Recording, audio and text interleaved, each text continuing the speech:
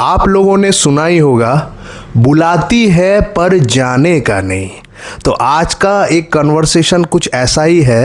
वहाँ पे मेरे को बुला रही है लेकिन मैं जाऊँगा नहीं। सुनिए और एंजॉय कीजिए। सर, मैं IDFC first bank car loan department से बात कर रही हूँ। अच्छा, फोर व्हीलर के अगेंस्ट में हम लोग top up loan, refinance, new car finance provide कर रहे हैं। और जो कार यूज कर रहे हैं उसमें अभी फाइनेंस कंटिन्यू है सर। तो इस पे थोड़ा रिक्विजिट्स बताइए, क्या रेट ऑफ इंटरेस्ट है, क्या मतलब क्या है, पूरा एक्सप्लेन करिए थोड़ा मैटर को।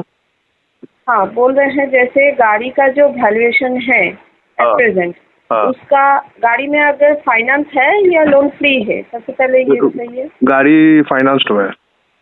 अच्छा, तो ये फाइनेंस करने के साथ साथ हम लोग कार वैल्यूएशन का 150 to 180% तक फंड प्रोवाइड करके BT top up loan provide कर रहे हैं। जितना BT क्या होता है? बैलेंस ट्रांसफर करके टॉप अप लोन। अच्छा, उसके बाद हाँ, तो जितना आपका बैंक में आउटस्टैंडिंग रहेगा वो हम लोग बैंक टू बैंक फोरक्लोज करके बैलेंस अमाउंट आपको कैश लोन प्रोवाइड कर सकते हैं। अच्छा, मतलब जो अभी एग्जिस्टिंग लोन है कोई भी बैंक का, तो वो लोन आप लोग क्लोज करोगे और उसके बाद जो बचेगा वो मेरे अकाउंट में ट्रांसफर। अच्छा, इसका रेट ऑफ इंटरेस्ट बताइए। ये रेट ऑफ इंटरेस्ट है अप्रॉक्स 9%। ये क्या फ्लैट में है कि रिड्यूसिंग में है? हाँ, फ्लैट में है सर। फ्लैट में है। अच्छा, और इसका मोटा मोटी IDFC बैंक है ना आपका? अच्छा, तो IDFC बैंक, आप क्या बैंकर बात करिए कि DSA बात करिए? हम DSA से बात कर रहे हैं। अच्छा, सिर्फ IDFC फर्स्ट बैंक ही नहीं है, हम लोगों के पास 12 बैंक और फाइनेंसर का काम हो रहे हैं। हम लोग फ्रेंड पार्टनर है। अच्छा, तो अच्छा, आपका गाड़ी का डॉक्यूमेंट, लोन डॉक्यूमेंट IDFC छोड़ के दूसरा कोई बैंक नहीं है क्या आपके पास? हाँ, IDFC फर्स्ट बैंक है, HDFC है, येस बैंक है, जाना बैंक है, आपका AU स्मॉल फाइनेंस है, टाटा कैपिटल है, बजाज है, अच्छा, तो मेरा एक्चुअली अभी तो बजाज में ही चल रहा है। ओके, तो IDFC में चल रहा है सर। हाँ, IDFC में ऑन टाइम पेमेंट जा रहे हैं। हाँ, अभी बस यही महीना बाउंस गया है। इससे पहले टोटल 11 EMI गया है। अभी थोड़ा फिनेंशियल थोड़ा क्रंच मेरा चल रहा है, इसीलिए मैं आपसे इतना देर से बात कर रहा हूँ कि क्या इसका कैसे। वैसे IDFC का तो नहीं चाहिए भाई। IDFC का बैंकर लोग बहुत उन लोग का बिहेवियर बहुत खराब होता है। तो दूसरा कुछ होगा तो बैंक हो तो बताइए। देखिए, दूसरा बैंक तो है, लेकिन ये जो आपका सबसे पहले हमें देखना होगा लोन स्टेटमेंट, ठीक है? क्योंकि बैलेंस ट्रांसफर करके टॉप अप लोन दिया जाता है, तो उसमें HOA देखना पड़ता है। मिनिमम हाँ, स्टेटमेंट ऑफ अकाउंट पता है। मिनिमम सिबिल स्कोर कितना चाहिए रहता है? सिविल स्कोर 700 होने से सही रहेगा। मेरा 700 से तो नीचे है मैडम अभी। अच्छा, तो ये सर कितना है अभी? अभी इसका लोन अमाउंट है 2,56,000 आउटस्टैंडिंग। 256 ये EMI के हिसाब से बोल रहे हैं या नहीं, टोटल आउटस्टैंडिंग। Total outstanding. तो और एक चीज जानना था कि ये आपका EMI सब ऑन टाइम जा रहे हैं सर? नहीं, ये महीना बाउंस गया तो बता तो रहा हूँ। इस महीने? हाँ, सिर्फ इसी महीने बाउंस हुए हैं? और इसी महीना बाउंस गया है और फरवरी में बाउंस गया था। बीच में मार्च अप्रैल में टाइम टू टाइम गया है। मार्च अप्रैल में? अच्छा, तो हम बोल रहे हैं सर ये गाड़ी तो देखिए, जब कुछ मतलब करंट महीने में बाउंस जाते हैं तो उसमें तो BT टॉप अप नहीं किया जा सकते हैं, तो उसमें रिफाइनेंस भी कर सकते हैं। लेकिन उसके लिए देखना होगा कि आपका लोन स्टेटमेंट, आपका आधार कार्ड, पैन कार्ड देके हम लोग सिविल करके फिर बोल पाएंगे कि हम लोग कर पाएंगे कि नहीं कर पाएंगे। अच्छा, और मुझे ये आप मतलब मेल पे अगर मेरे को दे पाओगे कि इसका मतलब रेट ऑफ इंटरेस्ट पूरा मतलब क्या कितना है? फाइल कर पाएंगे कि नहीं कर पाएंगे उसका ही कंफर्मेशन नहीं है, तो कैसे आपको रेट कंफर्म? नहीं, जैसे आप बता रहे थे ना कि हाँ, एक्चुअली क्या होता है मैडम, कभी भी मैंने इससे पहले भी लोन वगैरह लिया हुआ है, PL वगैरह पर्सनल लोन, तो ये ऐसे DSA से ही लिया था। तो वो लोग हाँ। बोलते कुछ और है, और जब लोन हाँ। का जब सैंक्शन हो जाता है तो उसमें कुछ, जब हम लोग KFS जब साइन करते हैं ना, की फैक्ट स्टेटमेंट वगैरह या एग्रीमेंट वगैरह जब भी साइन करते हैं, उसमें दूसरा कुछ लिखा हुआ है। जैसे मैंने 1.5 साल पहले HDB फाइनेंस से एक लोन लिया था 1,25,000 का, तो उसमें क्या हो गया था कि उन्होंने मेरे को कहा था वो 18% फ्लैट रेट ऑफ इंटरेस्ट रहेगा, ठीक है। तो मैंने बोला ठीक है चलो, उस टाइम में मेरे को थोड़ा फंड्स की भी जरूरत थी। लेकिन बाद में जब वो मेरे को मिला, जब मैं एग्रीमेंट साइन किया, जब अभी तो सिग्नेचर ही होता है, सब फोन पे ही हो जाता है अभी तो, मतलब ब्रांच में नहीं जाना पड़ता है। छोटा लोन हो तो ब्रांच में शायद नहीं जाना पड़ता है, तो वो ऑनलाइन ही हो जाता है सब काम। तो लेकिन जब मैं पॉलिसी क्या बोल रहा हूँ, जब वो एग्रीमेंट वगैरह साइन में किया, तब मैं वो हो गया 18+9 वो लोग लगा दिए, 9 एक्स्ट्रा रिड्यूसिंग में लगा दिए, तो टोटल में उसका भी 27.5% में भरता हूँ।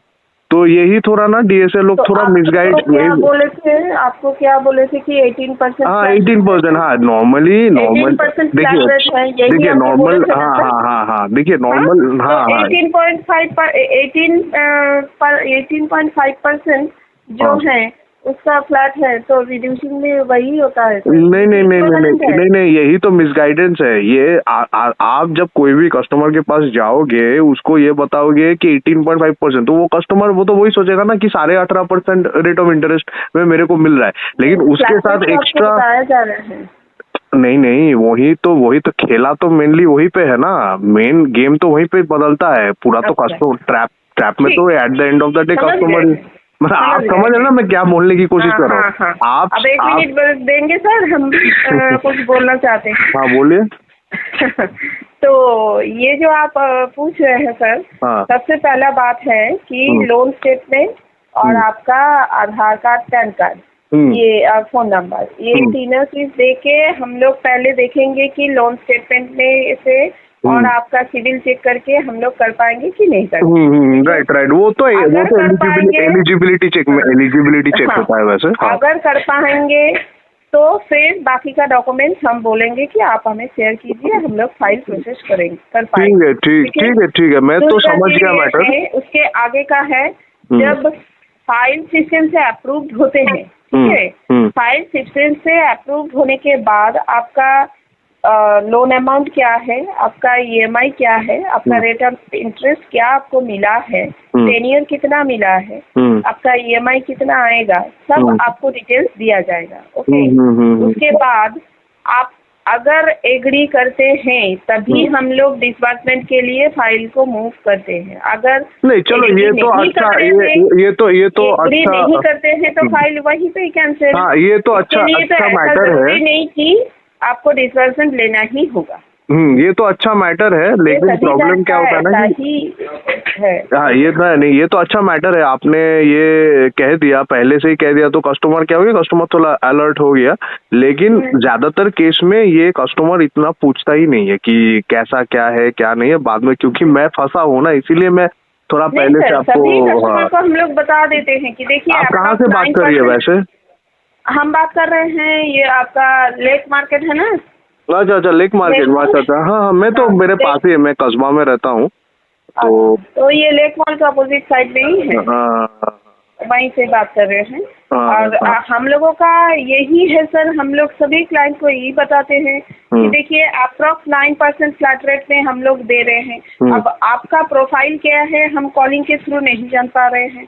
आप डॉक्यूमेंट्स देंगे, सिस्टम से फाइल अप्रूव होगा, उसमें लोन अमाउंट के ऊपर भी अलग अलग पार्ट है, मतलब रेट ऑफ इंटरेस्ट अलग होते हैं। तो पहले अगर वो गाड़ी में कितना लोन होगा, फिर अमाउंट कितना होगा, प्रोफाइल कैसा है, हो पाएगा कि नहीं हो पाएगा, सिस्टम से अप्रूव जाने दीजिए, उसके बाद ही हम लोग कंफर्म कर पाएंगे। हाँ, मतलब मेरा यही बोलने एज अ कस्टमर, मेरा यही मतलब from a customers point of view मैं यही बोलना चाहता हूँ कि अगर कस्टमर को आप लोग थोड़ा पहले से अपफ्रंट बता देते कि सर ऐसा है, उसमें से जैसे आप मेरे को पहले बोले कि 9% होगा, तो कस्टमर वही सोचता रहेगा, अरे भाई मेरा अभी 12% दे रहा हूँ, उसमें 18% दे रहा हूँ, वो 9% में चला जाएगा, बहुत अच्छा होगा। लेकिन 9 के साथ जो बाद में और 10% एक्स्ट्रा रिड्यूसिंग वाला लगेगा, वही थोड़ा आम आदमी को ये सब जानकारी नहीं होता है।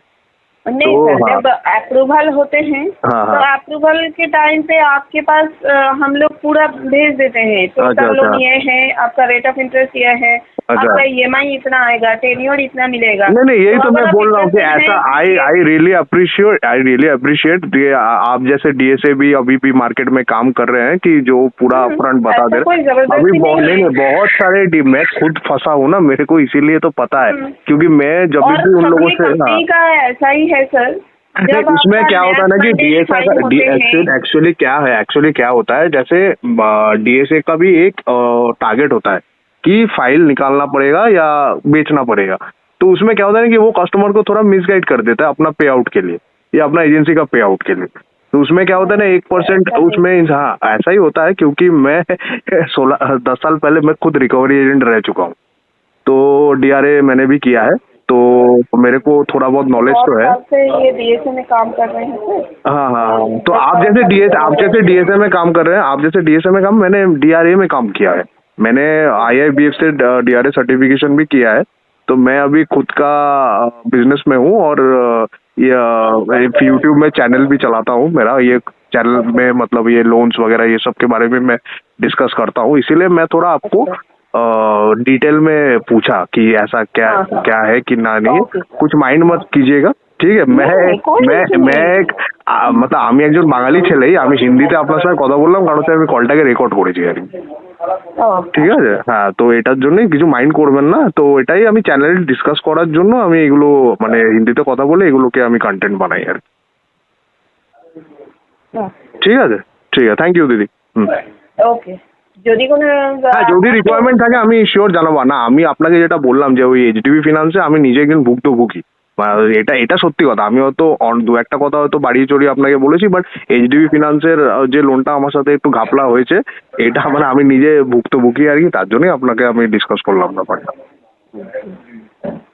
কোনো ঠিক কিছু নেই আছে, স্যার, আপনার নাম্বারটা আমি সেভ করে রাখবো, আপনার নাম সুদীপ তা দেখাচ্ছে এখানে, আমি সেভ করে রাখবো। আমাদের কিছু রিকোয়ারমেন্ট থাকে কখনো কিছু, তো আমি বলবো আপনাকে।